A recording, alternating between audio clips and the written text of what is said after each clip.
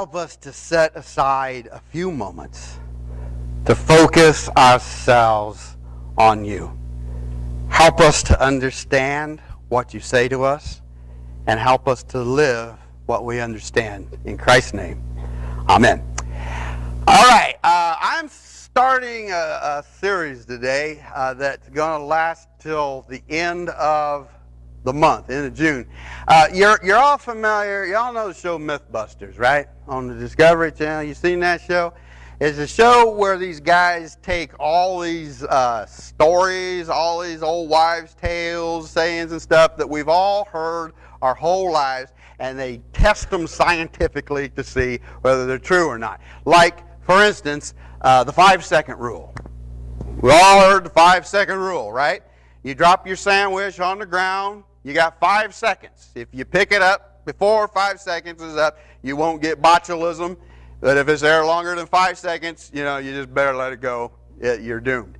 They tested an episode where they tested the 5-second rule, and it's not true, apparently. If your sandwich is on the ground, even for a millisecond, it's already got germs on it. So the 5-second rule, not true. That broke my heart. Or I remember there was another episode that I saw a long time ago where they were sticking potatoes in a tailpipe. And I was watching it, and I said to myself, well, I know exactly how this is going to turn out, because everybody knows if you stick a potato in a tailpipe, the car won't start. I've heard that all my life. I think I even know a guy that did that once, right? And I was watching that, so they were sticking potatoes in the tailpipe of a car. You know what happens? It shoots the potato out like a cannon, which is almost cooler. That might be how I spend my vacation this year. I just go to the IGA, get me a big bag of potatoes, and shoot them at the neighbors. But it will not ever stall your car. And I watch this stuff and I think, where does this stuff come from? Who starts spreading this baloney around? Who's the first person to say, if you stick a potato in a tailpipe, it'll stall your car? Where does it come from? Well, anyway, I thought it might be interesting, might be fun, to talk about some myths about Christian faith. There are these things that I always hear about Christianity on Facebook, but other places too. Things that people say that just are not true. Like, for instance, next week we're going to talk about the myth that God never puts more on you than you are able to handle. How many times have we heard that? Or the week after that, my favorite myth, God helps those that help themselves. Or the week after that, we'll talk about everything happens for a reason. And we'll end it up by talking about the devil made me do it. But today I just sort of want to start with an easy one. Or at least it should be an easy one. It seems like an easy one. And that is that good people go to heaven. I mean, we've all heard that our whole lives, from the time we were little kids. Good people go to heaven. Bad people go to the other place where they shovel coal, right? And we hear that if you want to go to heaven, you have to live a certain kind of life. You have to be moral. You have to do good deeds. I saw a bumper sticker one time. It said, when you do a good deed, get a receipt in case heaven is like the IRS. And I think that was supposed to be a joke. They seemed to think it was a joke. And none of us would probably put it that way, but a lot of us really do believe that that is true. I visit people who are close to death. I stand with people who know that the end is coming. This is probably their deathbed.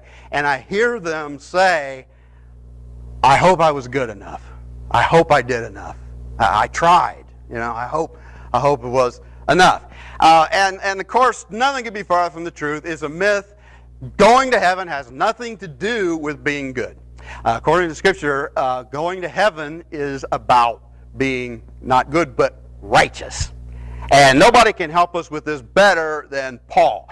And Paul starts out this passage that we read by saying, hey, there is this new righteousness that's just come out. It has just now hit the market, so to speak. God has just unleash this on the world, and this is a righteousness the likes of which the world has never seen. And this is the righteousness that will do it for us. So I want to talk about righteousness today a little bit, and I want to make it simple, talk about what it is, and then I want to talk about how you get it, and then what difference does it make. Okay? First, what is righteousness?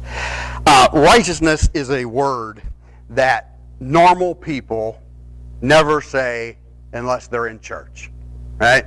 How often during the week do you, I think surfers still say it, maybe, the righteous wave, but that's about it. And most of us don't go around saying righteousness during the week. Righteousness is a word that is a part of a language that we sometimes call Christianese, the language that Christians speak, and some of us are very fluent in Christianese, some of us are not so much. So let me just sort of explain it in a way that might make sense. This is what righteousness is. Righteousness is a good performance record that will open doors for you. That's what it is. Good performance record to open doors. I don't know if you are aware of this or not. Some of you are. Every year there is a committee in this church that writes up a performance evaluation for me and sends it to my higher-ups. And in fact, they're right in the middle of doing one right now. And every year this thing comes in the mail, and every year they always want to know, what are we supposed to do with this thing? I mean, how do we fill this out? What are we supposed to do? And I keep telling them the same thing over and over again. I keep telling them that the important thing is that they make me look good. That is most important. In fact, I've been looking for, maybe some of you can help me with this. I've been trying to find a Bible verse that says that. Thou shalt always make your pastor look good. Because I want a good performance record that will maybe open some doors, right? A few weeks ago, I bought a car, finally, and before I even looked for a car, before I even set foot on a lot, I'm kind of a worst case scenario kind of person. Before I did anything, I went to the bank first, because I was thinking, I wonder if they'll even let me buy a car. I wonder if they'll even give me any money, because you hear weird things about banks. So I went to my bank, and I sat down in an office with this child who was working there. And she, you know what I mean? Does your mommy know you're working at the bank? And she said, she took my name and my social security number, and she typed it in the computer. And the people on the other end of the computer looked at my righteousness. They looked at how much money I had, how much money I owed, how much money I've owed in the past, whether I pay my bills on time or not, how nice I am to my mom, everything. And she said, this will calculate your credit report. She said, now we just wait. So I sat there and I waited. And I really about half expected, like, the phone to ring and there to just be laughter on the other end, or somebody just walk into the room and smack me and walk back out. But it didn't happen, and I was encouraged, and it turned out that they said, yes, you have a worthy performance record. Good enough to buy a car. You know what I'm talking about. You apply for a job, you have to bring in a resume, right? Even if it's McDonald's. I mean, they still want to see all the jobs you've had. If you apply for college, you have to send them a transcript so they know every grade you've ever got, every test score you've ever got. Even if you're dating, if you go on a first date with someone, the conversation is always something like this. So, where are you from? What do you do? Describe your 3 most recent relationships to me. And it's like you're both kind of trying to figure out the performance record here to see if it's good enough to maybe open a door or two. I was just to bring along a couple of letters of reference for them. But you get what I'm talking about. And that's what righteousness is. Righteousness is a good performance record. Good enough to get you in with God. Get you in good with God. Get you into heaven. That's what it is. That's all Paul means. All right, so that's what it is. How do you get it? And this is where Christianity is completely, totally, 100% unique in the world. It's the only religion that has ever said this, because the gospel says that this good performance record is just given to you. That's it. Just given to you. That's all there is to it. As far as we know, no other religion, no other philosophy in the history of the world has ever said anything like this. Because every other religion in the world, and believe me, I've studied them, I know every other religion in the world, you have to do something to be righteous. Whether it's doing good deeds or meditating or studying or something, you got to do something. Christianity says, like Paul says, there's this brand new righteousness that just come out. This brand new thing. And it's has never seen, because Christianity says the way you get the credentials to go into heaven is that God says, here you go. That's it. You just take them. No one in the history of the world has ever talked about God this way. Ever. It's sort of like, see if this helps. It'd be kind of like if you were, say you're applying for a job, okay? And it's a really good job, a big money job. And you go to your interview, and deep in your heart, you really know that you're really not really qualified for this. I mean, you don't really have the experience that they're looking for, but hey, you're taking a chance, right? You never know until you try. So you go to this interview, and you're nervous, and while you're walking down the hallway, you just happen to bump into the president of the company. And he introduces himself, and then he says to you, hey, wait, you're nervous, aren't you? I can tell by looking at you that you're nervous. Don't worry about it. He said, don't worry about your resume. Here, take my resume and use mine. I got it right here. I'll scratch out my name, and I'll put your name at the top. Believe me, they'll never know the difference. Don't worry about it. I've been doing this for years. They've never caught me at it yet. Here, use mine. They'll hire you. No problem. Be pretty amazing, isn't it? That is what Paul says is Jesus does. That Jesus Christ, the only perfect person who's ever lived, lets us use his resume, lets us use his performance record. There's this old story that some of you might have heard me tell before. I don't know. I've been telling it for an awful time. But it's one of my favorites, and it just says it so well. So I want to tell it again. It's about this guy. He dies. And he goes up to the pearly gates. And, of course, St. Peter meets him there. And St. Peter asks him his name and his birth date and his social security number and types it all into the computer. And then St. Peter says this. Let me tell you how this is going to work today. All right? You're going to tell me every reason why you think we ought to let you in here. And for everything you say, I will reward you points accordingly. And if you can total up 1,000 points today, we will let you in. The guy says, well, all right, that's how it works. He says, I wasn't perfect or anything, but I didn't do too bad.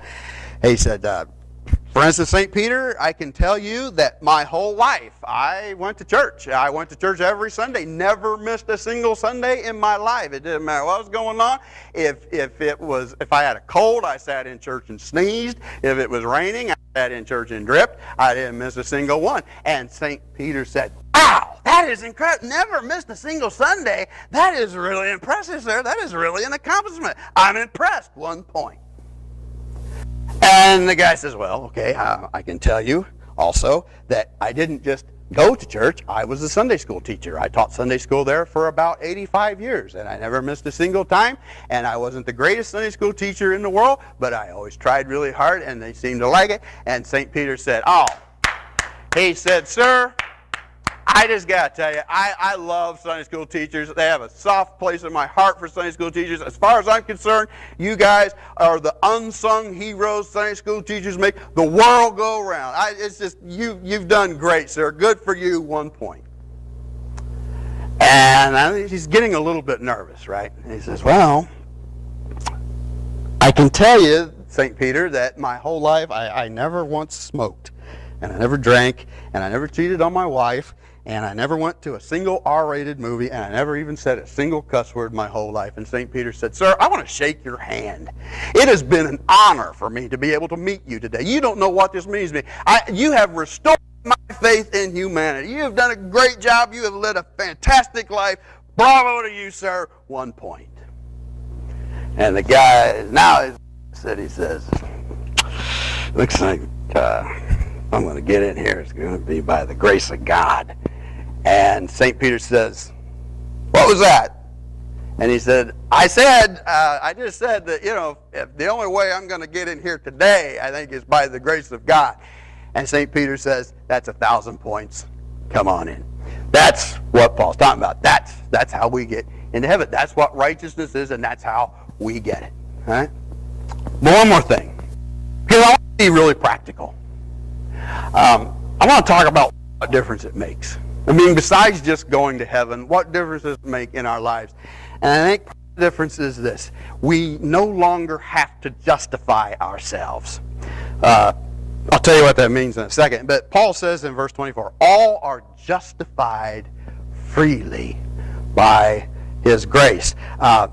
We don't have to justify ourselves. And every single person in the world wants to be justified. I promise you.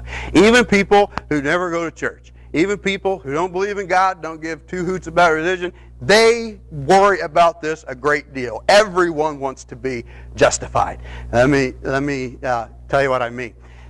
Years ago, when I was a little kid, there was a movie that came out. It was really big, called Chariots of Fire. You ever see Chariots of Fire?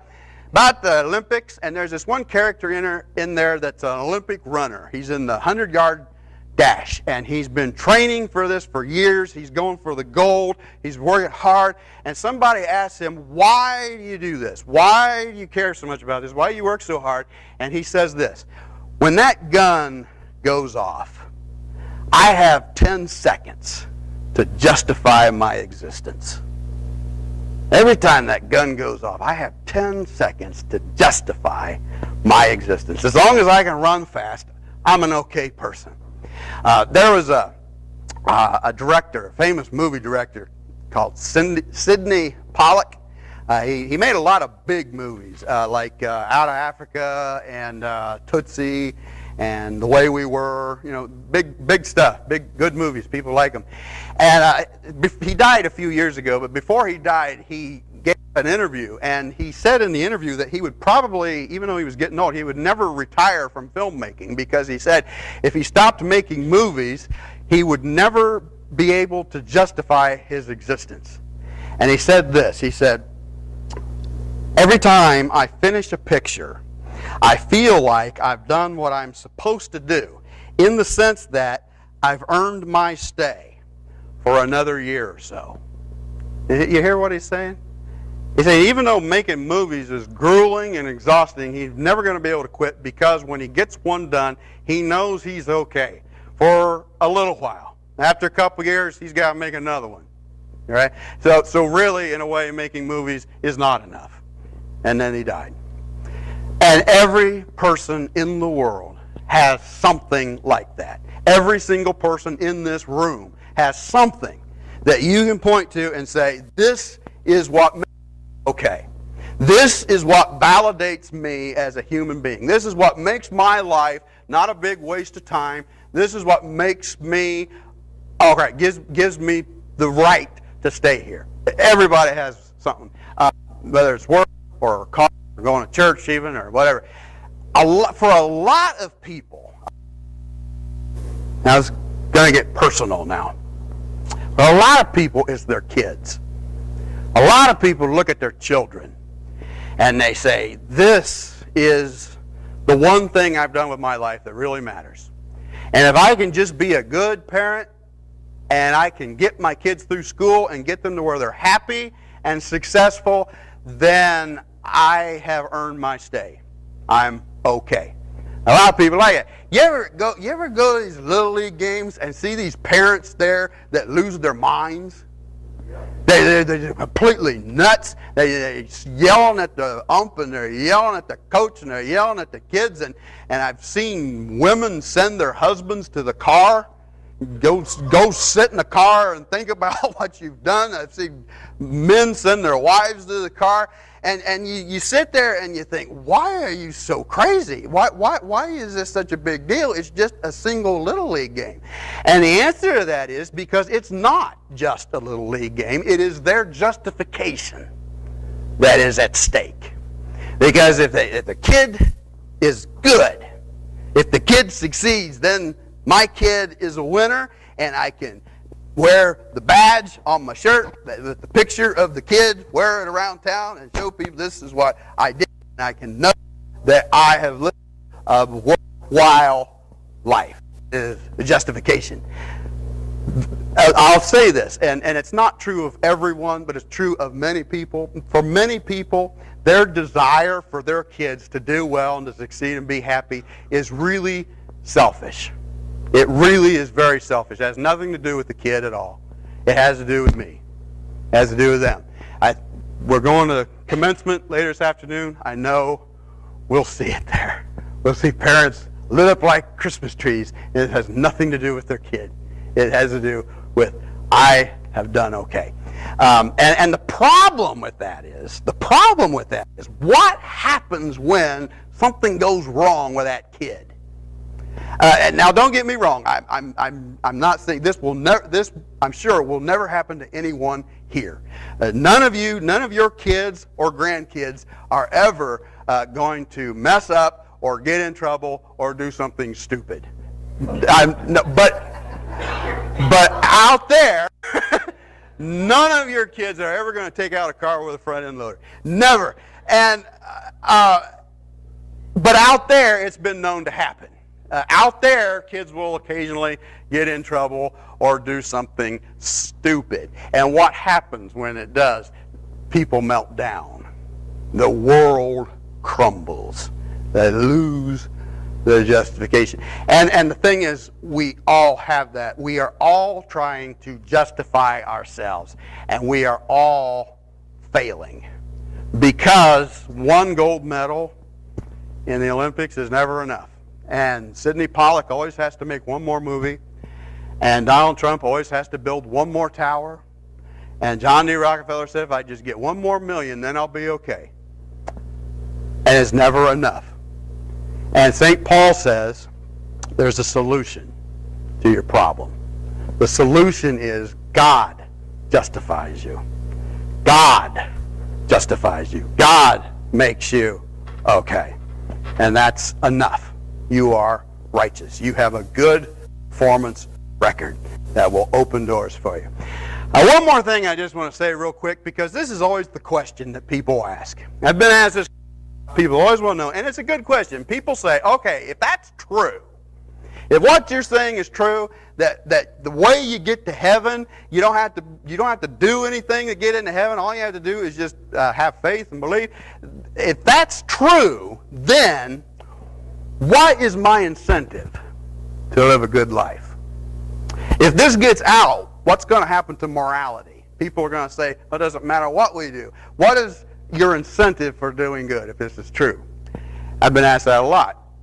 And this is the response, I think. This is the answer. The answer is that if you're living a good life to get into heaven, then your goodness is not very good anyway. If you're living a good life because you're afraid of hell, or you're afraid of judgment, or because you want to go to heaven, your goodness is not good. It is selfish. You are doing it for you. Jesus said anybody who wants to gain their life will lose it forever.